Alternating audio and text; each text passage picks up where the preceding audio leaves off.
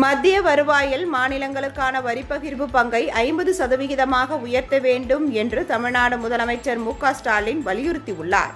டெல்லியில் பிரதமர் நரேந்திர மோடி தலைமையில் நிதி ஆயோக் கூட்டம் நடைபெற்றது.